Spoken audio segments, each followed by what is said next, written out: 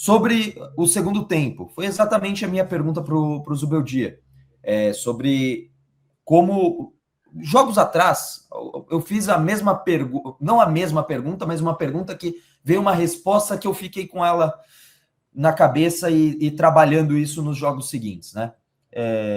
Falou que é muito difícil manter o mesmo nível do primeiro no tempo, no segundo, por conta de um desgaste físico. O nível de entrega no primeiro tempo é muito grande, e aí você não consegue manter isso no segundo.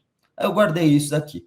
E aí a minha pergunta foi em cima se isso, nesse momento, vai ser uma característica do São Paulo, acabar sofrendo um pouco mais na segunda etapa, porque não consegue manter essa pegada, esse nível de atuação da primeira etapa. E eu gostei muito do Zubeldia na coletiva, nessa resposta, porque ele faz uma regressão dos jogos do Campeonato Brasileiro e analisa 1 a 1, coloca os pontos dele. Eu posso concordar ou discordar, mas eu achei legal que ele falou, não foi milonga. Ele acabou trazendo os pontos dele. Então, assim, no resumo da ópera, eu acho que vai ser sofrido o São Paulo, pelo que deu a entender. Ele fala que tem 2 pontos a melhorar, e ele explica lá, acho que até vale a gente depois colocar a resposta dele, mas pelo que eu entendi, eu acho que a questão da falta de peças é uma coisa muito sentida para ele. Não estou falando se eu concordo ou não, eu já falei, eu acho que dá para desempenhar melhor. E ontem, com poucas peças, deu para desempenhar melhor o primeiro tempo. Foi um bom primeiro tempo. Mas o Zubeldia já colocou o ponto dele, e essa questão da falta de peças, eu acho que vai ser crucial para o São Paulo não conseguir performar um bom segundo tempo. Eu consegui ler como uma indicação assim, entendam que essa vai ser a característica até a gente conseguir acertar esses pontos. E esses pontos também passa pela questão, na visão deles, não estou falando que eu concordo, mas pela falta de peças. Então, assim, eu acho que o São Paulo vai vai ter a mesma pegada nos próximos jogos de fazer um bom primeiro tempo e um segundo um pouco mais difícil.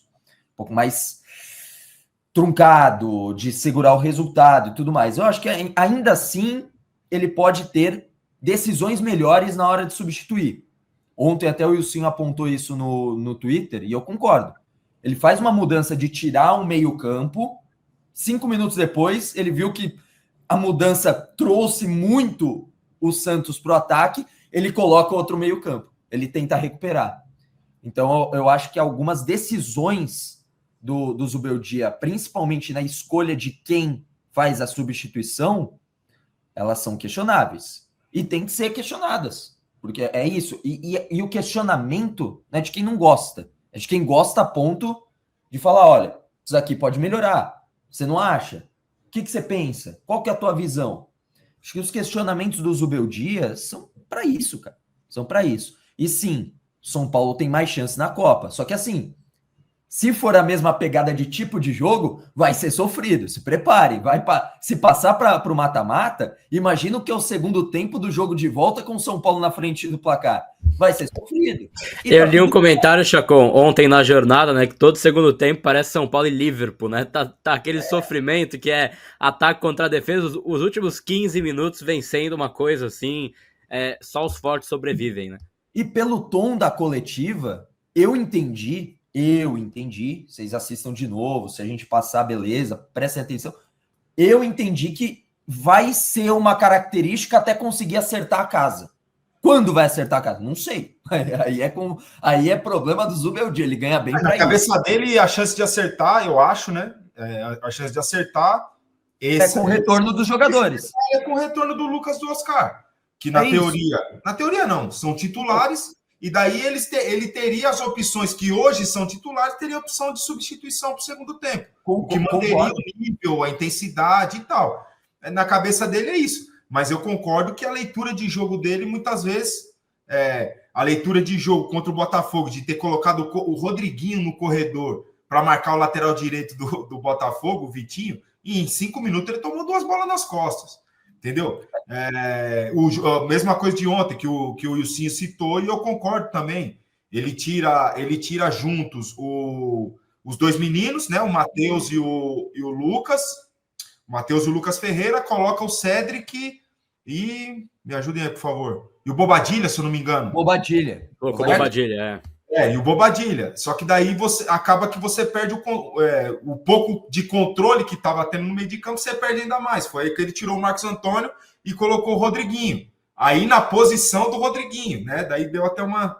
Mas, enfim, a questão de leitura de jogo dele. A gente não pode também discordar totalmente que ele não tem... que ele tem menos opções de quando tem Lucas e Oscar em campo. Isso é óbvio. Isso é uma coisa óbvia. Mas ele poderia fazer melhor. Ele poderia ter uma leitura de jogo melhor aí nessa... Mas tem um porém, Renan. Tem um porém nisso daí. Eu acho que...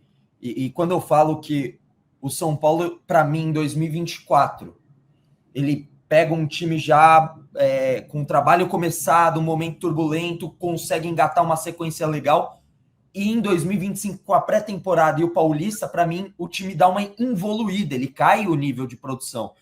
Passa pela ausência dos jogadores que saíram. Cara, é um número muito grande, mas a gente já fez o esforço de trazer as peças aqui, uma por uma, e a gente viu que são peças pontuais que fazem a diferença. Poucas, não são 19 que saíram e, caraca, acabou o time. Não é isso. O meu ponto é, quando estava todo mundo, Lucas e Oscar, o São Paulo também não brilhava os olhos no começo da temporada. E outra, com adversários mais frágeis.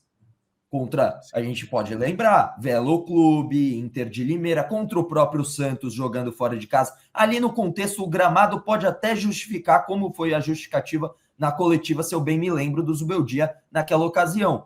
Mas diversos jogos, eu não lembro de um São Paulo jogando de forma vistosa com todos eles à disposição. E aí vem um outro agravante. Lá atrás já era justo fazer esse questionamento, que reflete agora com a ausência dessas duas peças e também do Pablo Maia, faz uma falta danada, e que realmente vai voltar por volta de maio. As informações saíram exatamente isso. Conversei com o pessoal, falando assim, tá voando fisicamente, precisa de um aval do cirurgião. Já fica com uma informação aí.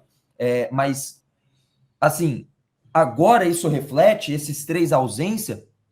Quando não tiver, então vai ser... Acabou o time, vai declinar pra caramba. Assim, são duas partes. Eu acho que dá para fazer mais com o que tem.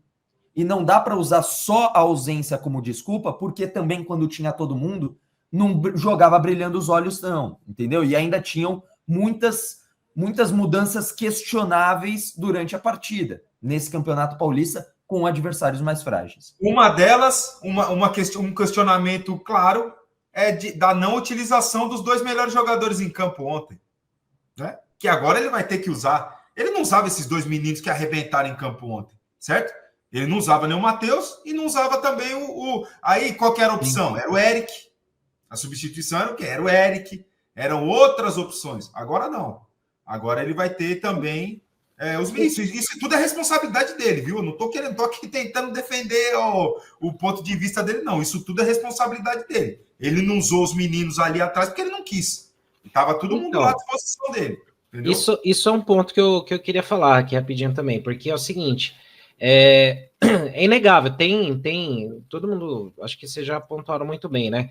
Vocês têm os pontos que dependem do treinador, né? Que são, digamos assim, culpa dele, vai. Eu acho que, por exemplo, essa coisa da base, alguns poderiam ter ganho mais minutagem, ser mais preparados também. Tem coisas que não cabem a ele, né? Que é a questão de lesões, azar também. Puta, eu sempre falo isso, a gente teve azar pra cacete de algumas lesões aí.